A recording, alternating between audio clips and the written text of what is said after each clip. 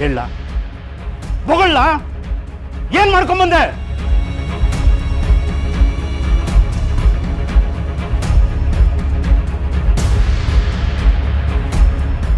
ಬಾಯ್ ಬಿಡ್ಲಾ?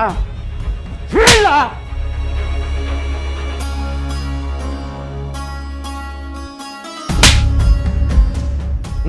ಬಾಯ್ ಬಿಡು.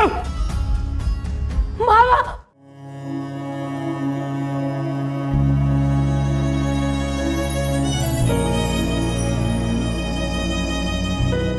ಮೊದ್ಲೇ ಏಟ್ ತಿಂದವನೆ, ಹಿಂಗೂ ನೋವು ಕೊಡ್ಬೇಡ್ರಿ. ನನ್ನ ಸೊಸೆನ ಸೀನನ ಹತ್ರ ಹೋಗೋದಕ್ಕೆ ಬಿಡ್ತಾ ಇಲ್ಲ. ಹತ್ರ ಹೋಗಕ್ ಬಂದ್ರೆ ವಾಪಸ್ ಕತಾ ಇದ್ದಾನೆ ದೇವಿ ಪುತ್ರ.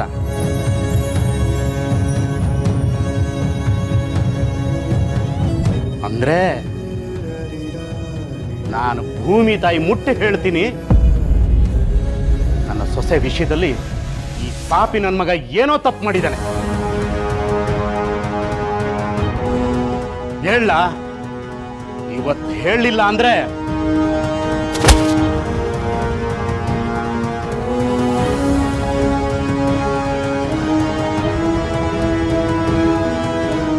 ಮಾತಪಡ.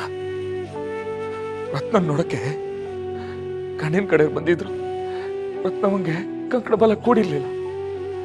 ಆದ್ರೆ ಅವಾಗ ನಮ್ ಗುಂಡು ಕೂಡು ಬಂತು. ನಿಮ್ ಮೊದಲನೇ ತಂಗಿನ ನೋಡ್ಕೊಂಡು ಹೋಗೋಣ ಅಂತ ಬಂದ್ವಿ. ಆದ್ರೆ ಈಕೆಗೆ ಸುಮಾರು ಸಂಬಂಧ ಬಂದಿರೋದು, ಒಂದು ಸಂಬಂಧ ನಿಶ್ಚಿತಾರ್ಥದವರೆಗೂ ಬಂದು ಅರ್ಧಕ್ಕೆ ನಿಂತೋಗಿರೋದು. ಇದೆಲ್ಲ ವಿಚಾರ ಕೇಳಿದ್ಮೇಲೆ ನಿಮ್ ಎರಡನೇ ತಂಗಿನ ತೋರಿಸಿದ್ರೆ ನಮ್ಗೆ ಒಪ್ಪಿಗೆ ಇದೆ. ಕಣ್ಣಿನ ಕಡೆಯವರು ನಮ್ ಗುಂಡು ನೋಡ್ಕೊಂಡು ಮದುವೆನೂ ನಿಶ್ಚಯ ಆಗೋಯ್ತು. ಆದ್ರೆ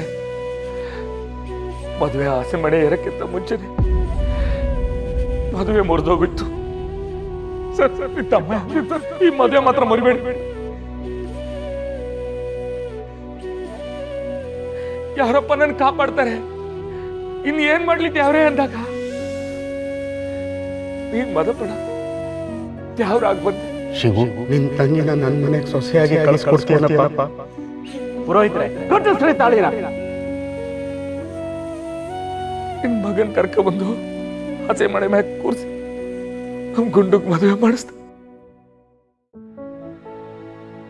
ಅವತ್ತಿನ ದಿನ ನನ್ನ ಇಡೀ ಜೀವನನೇ ನನ್ನ ಕಣ್ಣಂಚಲ್ಲಿ ಕಣ್ಣೀರಾಗಿ ಹರಿದೋಯ್ತಿತ್ತು.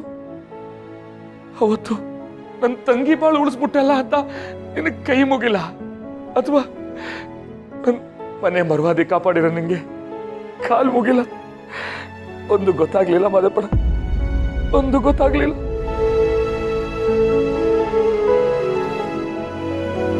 ಆ ದಿನಕ್ಕೆ ಯಾವ್ರೇ ಬಂದು ನನ್ನ ಕೈ ಹಿಡಿದ್ಬಿಟ್ಟ ಅನ್ನೋದೊಂದು ಬಿಟ್ರೆ ಬೇರೆ ಏನು ಯೋಚನೆ ಮಾಡಿಲ್ಲ ಮಾದಪ್ಪಡ. ಬೇರೆ ಏನು ಯೋಚನೆ ಮಾಡಿಲ್ಲ. ಈ ಸೀನಾ ನನಗೇನು ಹೊಸಬ ಅಲ್ಲ. ಸೀನಾನುವೆ ನಮ್ ಗುಂಡುನುವೆ ಒಟ್ಟಿಗೆ ಒಟ್ಟಿಗೆ ಬೆಳ್ಕ ಬಂದವ್ರು.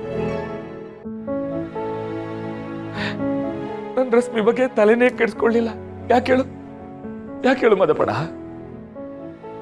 ಯಾಕಂದ್ರೆ ಅವಳು ಮಾದಪ್ಪಣ್ಣನಂತ ದೊಡ್ಡ ಮನ್ಸಿರೋರು ಮನೆ ಸೇರ್ಕತ್ತವಳಲ್ಲ ಅಂತ.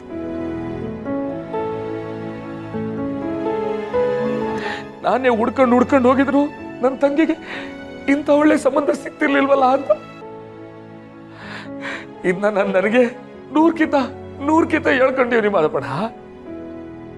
ಆದ್ರೆ ಭಗವಂತ ಅನ್ನೋನ್ ಇರ್ತಾನಲ್ಲ, ಅವನ್ ಸುಮ್ಕಿರ್ತಾನ. ನೆಮ್ಮದಿ ಅನ್ನೋದು ಎಲ್ಲಿ ಸುರಾಯ್ತದೋ ಆ ಸಂದಿನಾಗೆ ಬೆಂಕಿ ಕಡ್ಡಿನ ಗೀರಿ ಕಡ್ಡಿ ಇಡ್ತಾನೆ. ಆ ಬೆಂಕಿ ಉರ್ದು ಬೆಂಕಿ ಜ್ವಾಲೆಯಾಗಿ ಎಲ್ಲ ಸುಟ್ಟ ಮ್ಯಾಕೆ ಗೊತ್ತಾಯ್ತದೆ. ವಾ, ಎಲ್ಲ ಬೂದಿ ಆಗ್ಬಿಟ್ಟೈತೆ ಅಂತ.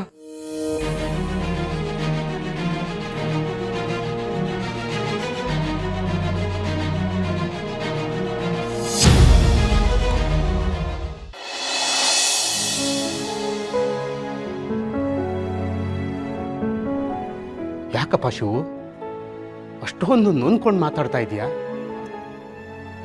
ಅದೇನಂತ ಬಾಯಿ ಬಿಟ್ಟು ಹೇಳ್ಬಾರ್ದ? ನನ್ನ ಬಂದೂಕು ಕಾಯ್ತಾ ಇದೆ, ಹೇಳು ಶಿವು.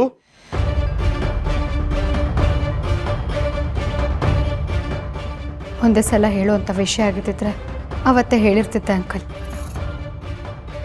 ಆದರೆ ಇದು ಎಲ್ಲಿಂದ ಶುರುವಾಯಿತೋ ಅಲ್ಲಿಂದನೇ ಬರಬೇಕು.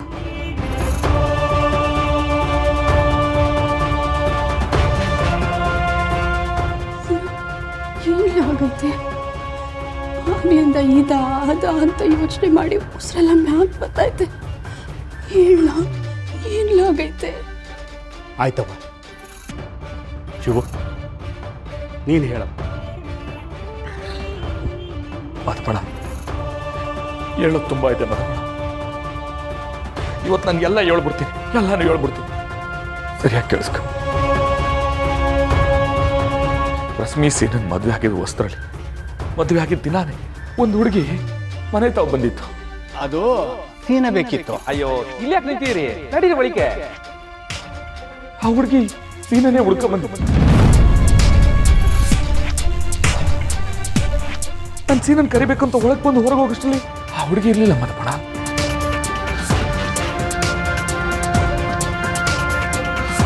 ಆಮೇಲೆ ನಾನು ಅನ್ಕೊಂಡೆ ಜಿಮ್ಗೆ ಹೋಗೋ ಹುಡುಗ 10 ಜನ ಪರಿಚಯ ಇರ್ತಾರೆ, ಸ್ನೇಹಿತರು ಇರ್ತಾರೆ ಅಂತ ನಾನು ಸುಮ್ಕಾಗ್ಬಿಟ್ಟೆ. ಅದಾದ್ಮೇಲೆ ಸುಮಾರು ದಿನ ಆದ್ಮೇಲೆ ನಮ್ಮ ಗುಂಡುಗೆ ತಾಳಿ ಸರ ಹಾಕ್ಸ್ಬೇಕು ಅಂತ ನೀನು ನಮ್ಮನೆಗೆ ಬಂದಿದ್ದೆ. ರಶ್ಮಿ, ತಾಳಿ ಚೇಂಜ್ ಮಾಡ್ಸಕ್ ಕೊಟ್ಟಿದ್ದೆ ನಿನಗೆ ಅಂತ ನಾನು ತಂದಿದ್ದು. ಅವತ್ತು ಸೀನಂಗೊಂದು ಫೋನ್ ಬರ್ತಾ ಇತ್ತು. ಆ ಫೋನ್ ನೋಡ್ಕೊಂಡು ಸೀನಾ ಗಾಬರಿ ಆಯ್ತಿದ್ದ.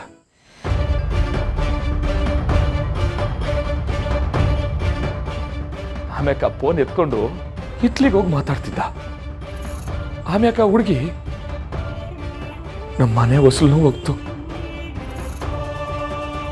ಅವತ್ತು ನಾನು ಕೇಳ್ದೆ ಮದಪಣ, ಈ ಹುಡುಗಿ ಯಾರು ಅಂತ. ಅವಾಗ ಇವಳು ನಮ್ ಸೀನನ್ ಜಿಮ್ಗೆ ಹೋಗೋದು, ಅಲ್ಲಿ ಪರಿಚಯ.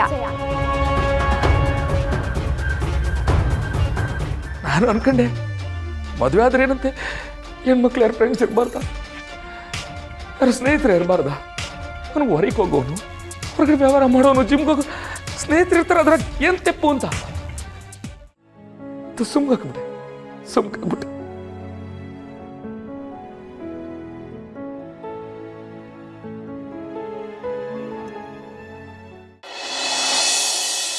ಹೊರಗಡೆ ವ್ಯವಹಾರ ಮಾಡೋನು, ಜಿಮ್ಗೆ ಹೋಗೋ ಸ್ನೇಹಿತರು ಇರ್ತಾರೆ, ಅದ್ರಾಗ ಏನ್ ತೆಪ್ಪು ಅಂತ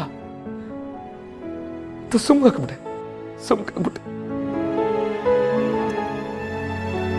ಅದೇ ದಿನ ಆ ಹುಡುಗಿನ ಬುಡಕ್ಕೆ ನಾನೇ ಕರ್ಕೊಂಡೋಗಿ ಬಿಟ್ಬತ್ತೀನಿ. ಹೋಯ್ತಿರ್ಬೇಕಾದ್ರೆ ನನ್ನ ಮನಸ್ಸಲ್ಲಿ ಏನೋ ಒಂಥರ ಕಳವಳ, ನನಗೇನೋ ಒಂಥರ ಸಂಟ, ಏನೋ ಸರಿ ಹೋಯ್ತಿರ್ಲಿಲ್ಲ ಮದಪಡ.